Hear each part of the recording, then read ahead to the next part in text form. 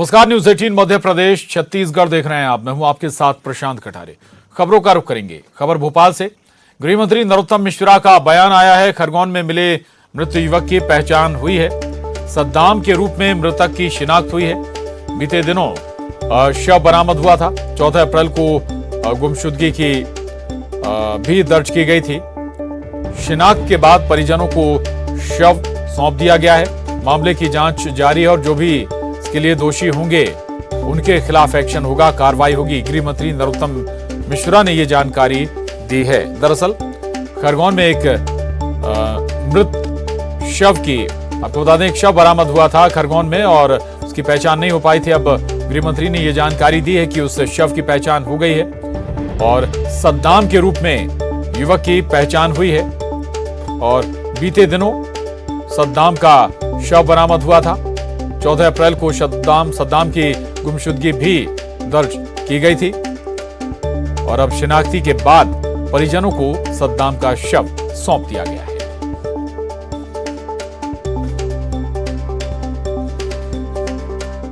दस तारीख को ये डेड बॉडी मिली थी। 11 तारीख को इसका पीएम हो गया था। पीएम रिपोर्ट के आधार पर 302 का प्रकरण दर्ज हो गया था। चूंकि शनाख्त नहीं हो पा रही थी और कोई उस समय गुमशुदगी की रिपोर्ट भी नहीं थी, फिर जब एक रिपोर्ट गुमशुदगी की एवरेज उर्फ सद्दाम के नाम से परिवार वालों ने डाली तो फिर परिवार वालों से उसकी शनाख्त कराई गई। परिवार वालों ने शनाख्त जब कर दी तो बॉडी उनको सौंप दी है। कफन दफन का जो होता है क्रियाकर्म वो हो गया है। प्रकरण पूरा जांच में ले लिया। तो गृह मंत्री नरोत्तम मिश्रा जानकारी दे रहे हैं। दरअसल एक युवक का शव बरामद हुआ था खरगोन में 14 तारीख को। मनोज हमारे साथ भोपाल से बने हुए हैं। खरगोन से हमारे साथ आशुतोष बने हुए हैं। आशुतोष का रुख करेंगे पहले। आशुतोष, सद्दाम की पहचान हुई है, क्या कुछ और जानकारी आपके पास? चूंकि 14 तारीख यानी कि 10 तारीख जब ये पूरा घटनाक्रम खरगोन में हुआ था, 3 दिन बाद का ये मामला है। परिवार वाले कुछ बता रहे हैं?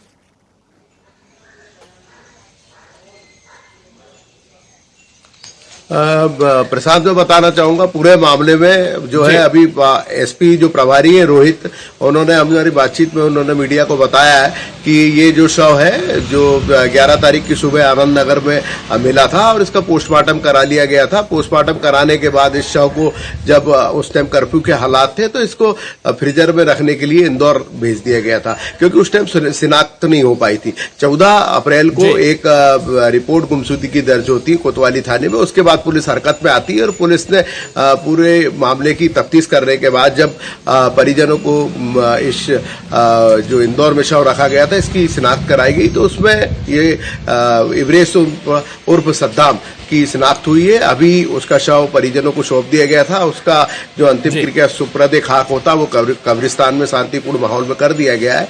लेकिन कुल मिलाकर जो बात सामने आ रही है कि परिजनों का कहना है कि ये इसमें कहीं ना कहीं उसकी हत्या की गई है, इसकी जांच की जानी चाहिए। तो प्रभारी एसपी, उनसे हमारी बातचीत हुई है। उन्होंने कहा कि 302 का मुकदमा दर्ज कर लिया गया है। इस पूरे मामले की जांच की जा रही है, विवेचना की जा रही है और इसमें अगर कोई दोषी पाया जाता है तो उसके खिलाफ कार्रवाई की जाएगी। जी प्रसाद। जी बिल्कुल रहेगा। आशुतोष, भोपाल से मनोज राठौर हमारे साथ बने हुए। मनोज, 10 तारीख का घटनाक्रम और 14 तारीख को शव बरामद हुआ था। हालांकि गृह मंत्री कह भी रहे हैं कि जांच होगी और ये आशा भी की जानी चाहिए मनोज की तस्वीर साफ होगी कि आखिर सद्दाम की मौत हुई कैसे। मनोज।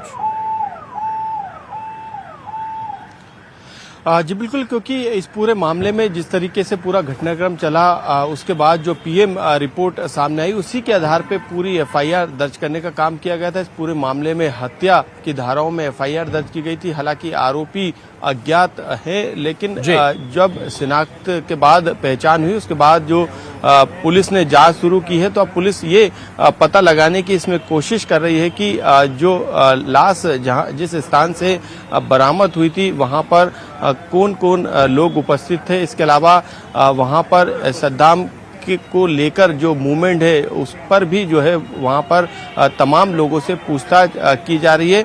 इसके साथ ही तमाम जो लोग हैं उनके भी बयान दर्ज करने का काम पुलिस जो है वो लगातार कर रही है। जो कैमरे थे, जो वीडियो बनाए गए थे घटनाक्रम के, उन घटनाक्रम के वीडियो को भी खंगाला जा रहा है। तो कुल मिला के अब इस पूरे मामले में पुलिस उन हत्यारों की तलाश कर रही है जिसने इस युवक की हत्या की है, क्योंकि इस पूरे मामले में पीएम रिपोर्ट के आधार पर हत्या की धाराओं में एफआईआर दर्ज की गई है और खुद गृह मंत्री ने इसकी जानकारी दी है कि जो जांच है वो लगातार जारी है और जो दोषी पाए जाएंगे उन पर सख्त कार्रवाई जो है पुलिस के द्वारा की जाएगी।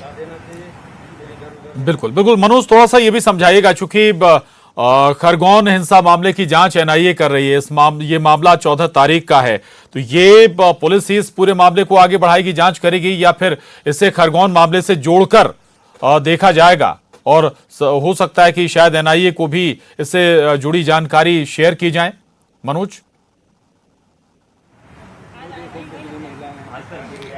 जी बिल्कुल, क्योंकि अभी प्राथमिक तौर पे जिस तरीके से शव मिला था उसमें मर्ग कायम किया गया था, शिनाख्ती नहीं हो पाई थी। यही कारण है कि लंबे समय तक पुलिस ने कोई एक्शन इस पर नहीं लिया। लेकिन जैसे ही पीएम रिपोर्ट, पोस्टमार्टम रिपोर्ट जब पुलिस के सामने आई तो उसमें हत्या के जो प्राथमिक सबूत देखे गए थे पीएम रिपोर्ट में, उसी के आधार पर जो है वो हत्या के धाराओं में एफआईआर दर्ज करने का काम किया। क्योंकि अभी स्थानीय थाना स्तर पे इस पूरे मामले की जांच की जा रही है, कौन हत्यारे होंगे, किस परिस्थितियों में हत्या हुई होगी, ये तमाम जो बिंदु है इस पर जांच की जा रही है।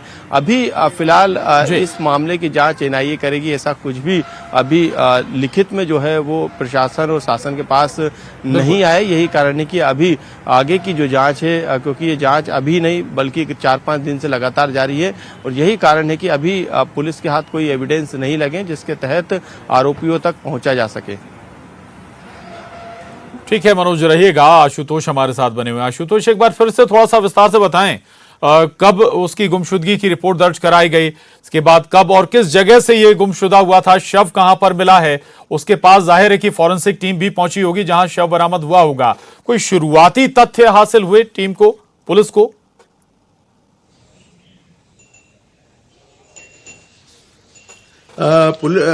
प्रशांत, मैं आपको बताना चाहूंगा कि ये जो शव है 11 तारीख को पुलिस को मिला था।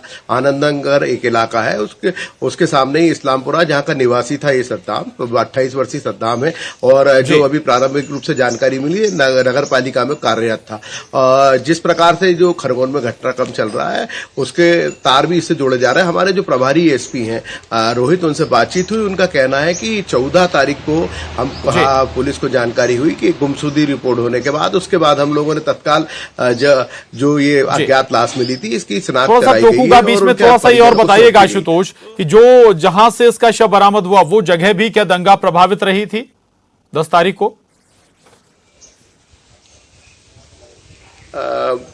हाँ प्रशांत, तो वो इस्लामपुरा के सामने ही है, इस्लामपुरा निवासी था और ये आनंद नगर में भी 2 पक्षों में पथराव, आगजनी हिंसा की घटनाएं हुई थी।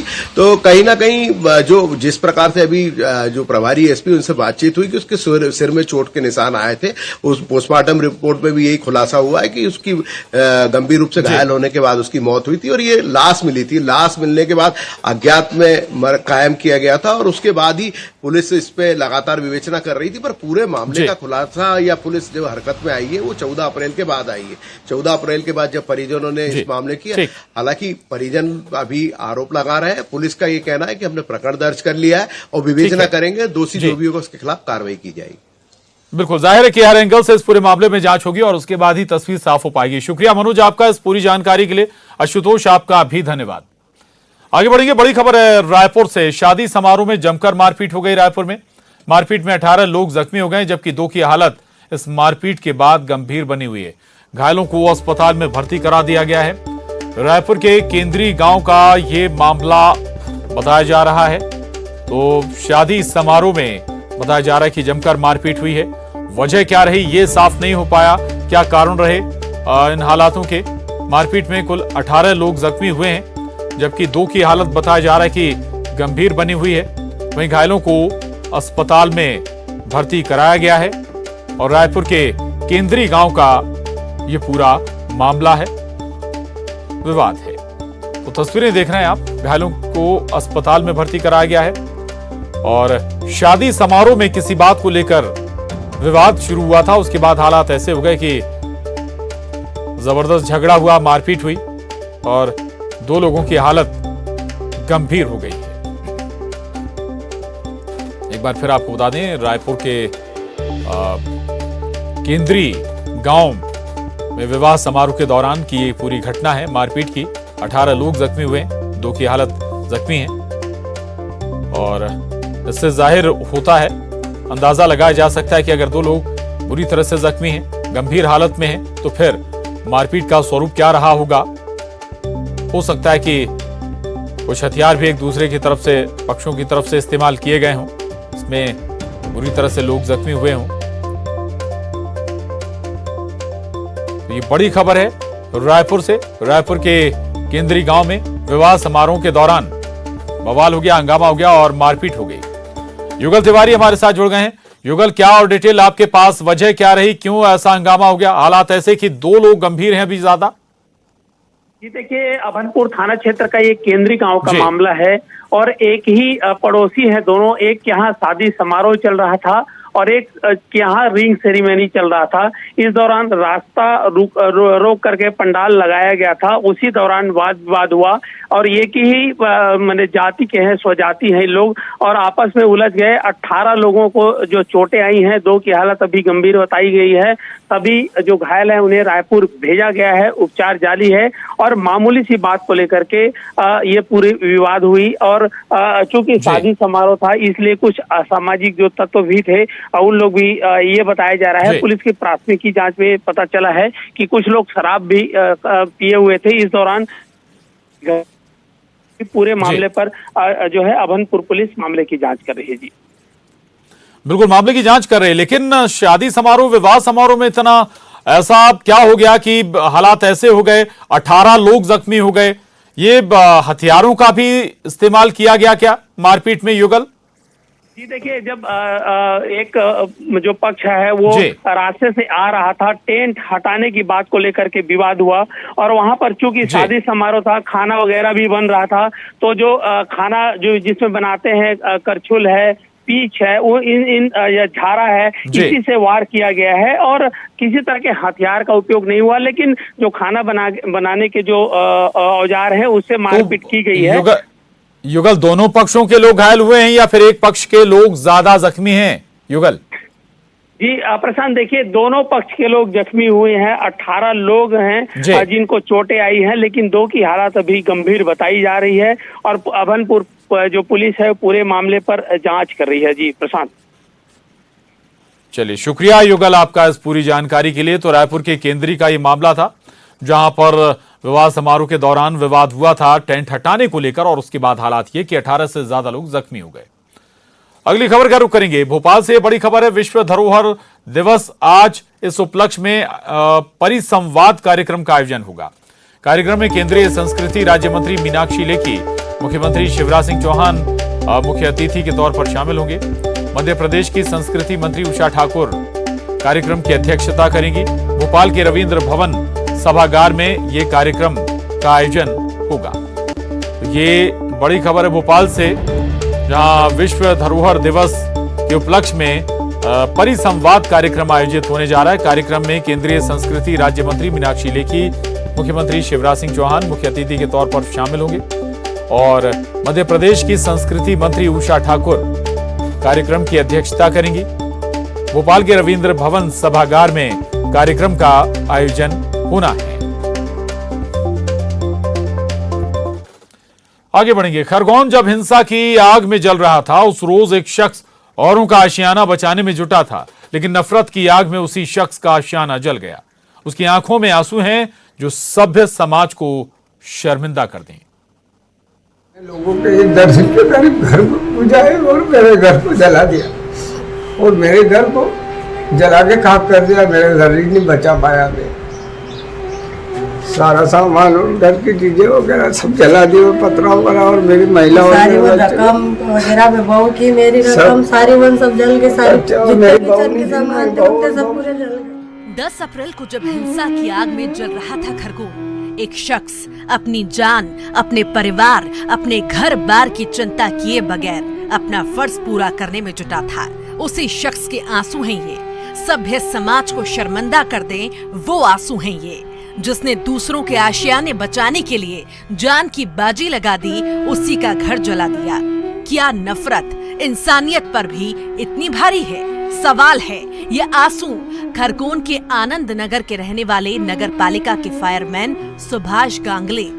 शहर में जब हिंसा भड़की उस दिन सुभाष गांगले करीब 1 दर्जन से ज्यादा मोहल्ले में आगजनी की घटना पर फायर ब्रिगेड सुभाष लोगों का घर बचाते रहे, लेकिन दंगाइयों ने इनका ही घर जला दिया। नगर पालिका खरगोन, मैंने लोगों के 1 दर्जन के करीब घर को बुझाए और मेरे घर को जला दिया और मेरे घर को जला के खाक कर दिया। मेरे घर ही नहीं बचा पाया गया।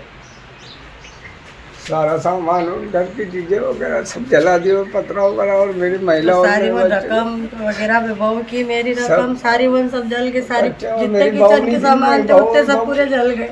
मेरी बहू खाने का हमको संजय गांगले ने 3-4 दिन तक खाने पीने को दिया। सब पूरा किचन का सामान सब जल गया। घर जला दिया है, कुछ भी नहीं है हमारा। क्या करें सर, अब हम कहाँ जाए? आपको तो इनसे अभी तक भी खतरा है। अब हम कहाँ जाए? आपको तो इनसे अभी तक भी खतरा है। अभी भी खतरा है। अभी भी खतरा है। अभी भी हम रात भर नहीं सोते सर, और दिन में ड्यूटी करते, नाइट में हमारा घर संभालते सर। हम क्या करें? कहाँ जाए घर बार को छोड़ के? फायरमैन सुभाष गांगले आग बुझाने के लिए पूरे शहर में भागते रहे, पर अपना घर नहीं बचा पाए। आखिर क्यों? इनके लिए ये समझना मुश्किल है। सुभाष और इनके परिवार का रो रो कर बुरा हाल है। सुभाष की पत्नी की रूह वो मंजर बताने में कांप जाती है। इनका कहना है कि करीब 150 दंगाइयों ने अचानक हमला कर दिया, लूटपाट के बाद आगजनी भी कर गए और पीछे छोड़ गए तबाह आशियाने। 11 बजे रात से हमको तो मालूम भी, मैं मेरा छोटा छोरा में यहाँ पर सोई थी। तबीयत खराब थी, मैं सोई गई थी। मेरे को क्या मालूम उधर से पत्थर चालू हो रहे। मेरे सास के घर पे पत्थर पड़े, तो मैंने बोला कि अंकित खड़ा हो रहे, कहीं पत्थर चल रहे। तो बोले कि मम्मी कहाँ है? तो हमने बाहर जाके देखा। इतनी देर में तो इधर से दरवाजा को आग लगा दी, पेट्रोल बम भर के वो क्वार्टर 1 में दरवाजा तोड़ के। ये उसके ठेकेदार के जो भी चीजें बल्ली पत्थर पे वो तो उसको मालूम है क्या था क्या नहीं था, तो ये नुकसान खराब है। बाकी सामान ये इधर पटक दिया उठा के। आखिर क्यों? ये सवाल समाज को खुद से पूछना चाहिए। सुभाष और इनके जैसे जाने कितने लोग धर्म जाति की परवाह किए बगैर अपनी जान की बाजी लगा देते हैं। दूसरों की सुरक्षा के लिए उनकी आंखों में आंसू है और ये गम, इन आंसुओं के लिए शर्मिंदा हैं हम। आशुतोष पुरोहित, न्यूज़ 18। और अजान को लेकर मशहूर सिंगर अनुराधा पौडवाल ने बयान दिया है। जबलपुर में एक निजी कार्यक्रम में शामिल होने पहुंचे अनुराधा पौडवाल ने साफ कहा कि मैंने अजान पर प्रतिबंध लगाने की बात नहीं कही, बल्कि ये कहा है कि देश का कानून सबके लिए एक है। तेज आवाज में लाउड स्पीकर पर होने वाली अजान को लेकर कहा कि अगर साल के कुछ त्योहारों पर ऐसा हो तो समझ में आता है, लेकिन रोजाना नहीं होना चाहिए। उन्होंने कहा कि मैं सनातन धर्म को मानने वाली हूं और धर्म का मतलब होता है कर्तव्य। मेरा कर्तव्य सबसे पहले यह है कि मेरी वजह से किसी को तकलीफ ना हो। मैंने अजान में प्रतिबंध लगाना चाहिए नहीं बोला। मैंने बोला कि जो ज़ोर से लाउड स्पीकर के ऊपर चलता है ना, उनको अपना सोच समझ करके उसको वॉल्यूम कम करना चाहिए। और ये हो सकता है कि चलो साल में जो उनके त्यौहार है तो कुछ दिनों में हो तो अंडरस्टैंडेबल है। जैसे कि अपने गणपति फेस्टिवल में होता है तो 10 दिन में जब विसर्जन के दिन होता है तभी मतलब लाउड स्पीकर के ऊपर। और अगर नासमझी कोई भी दिखाए, नॉट पर्टिकुलर एनीबडी, ओके, क्योंकि एक तो सबसे पहली बात है कि मैं सनातन धर्म को मानने वाली हूँ और सनातन धर्म मतलब रिलीजन नहीं। रिलीजन ये मेरा पर्सन है, रिलीजन मतलब मैं हिंदू हूँ, ये मेरा पर्सन है। लेकिन सनातन धर्म इज़ एप्लीकेबल टू एवरीबडी और धर्म का मतलब कर्तव्य। और मेरा सनातन धर्म कर्तव्य सबसे पहले ये है कि मेरी वजह से किसी और को तकलीफ ना हो। और यहां रुक रहे हैं एक छोटे से ब्रेक लिए। ब्रेक के बाद भी खबरों का सिलसिला लगातार जारी है।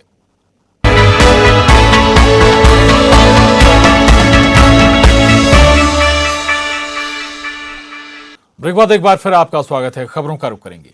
कल से मध्य प्रदेश में दोबारा तीर्थ दर्शन योजना की शुरुआत हो रही है। बीजेपी विधायक रामेश्वर शर्मा ने शहर भर में इसको लेकर होर्डिंग लगवा दी है। होर्डिंग्स के जरिए ये रामेश्वर शर्मा ने कांग्रेस पर तंज कसा है और लिखा है कि जिन्होंने तीर्थ दर्शन योजना बंद कराई थी वो चाहें तो वो भी तीर्थ दर्शन योजना का लाभ उठा सकते हैं। बुलडोजर मामा के बाद एक होर्डिंग जो है फिर से रामेश्वर शर्मा जो कि हुजूर से बीजेपी के विधायक है, उन्होंने अपने बंगले के सामने लगाया है। जो मुख्यमंत्री तीर्थ दर्शन योजना को लेकर है, उन्होंने इस होर्डिंग्स के तहत जो है वो बीजेपी पर कांग्रेस पर जो है वो तंज कसा और उसमें साफ तौर से लिखा है कि तीर्थ दर्शन यात्रा जिन्होंने बंद कराई थी वो भी जा सकते हैं। तो कांग्रेस पे तंज कसते हुए इस तरीके के होर्डिंग यही नहीं बल्कि राजधानी भोपाल के अलग अलग जगहों पर जो है रामेश्वर शर्मा ने चस्पा किया है। इससे पहले बुलडोजर मामा को लेके होर्डिंग्स लगाए थे और लगातार उनकी तरफ से एक मुहिम चलाई गई थी और अब तीर्थ दर्शन योजना को लेकर फिर से चर्चा में जो है रामेश्वर शर्मा है। कैमरामैन दीपक के साथ मनोज राठौर, न्यूज 18 भोपाल। और भोपाल के एबीएम अस्पताल में देर रात जमकर हंगामा हुआ। शाहजहानाबाद स्थित इस अस्पताल में 2 मरीज की मौत के बाद परिजनों ने जमकर हंगामा किया। परिजनों ने डॉक्टरों पर इलाज में लापरवाही का आरोप लगाया है। मौके पर पहुंची पुलिस ने परिजनों को समझाइश दी। भोपाल का यह मामला है जहां पर एक अस्पताल में जमकर हंगामा हुआ। बताया जा रहा है कि 2 मरीजों की मौत के बाद ये पूरा हंगामा देखने को मिला। भोपाल का ये एबीएम अस्पताल है। और इसके साथ ही इस बुलेटिन में बस इतना ही। खबरें जारी हैं।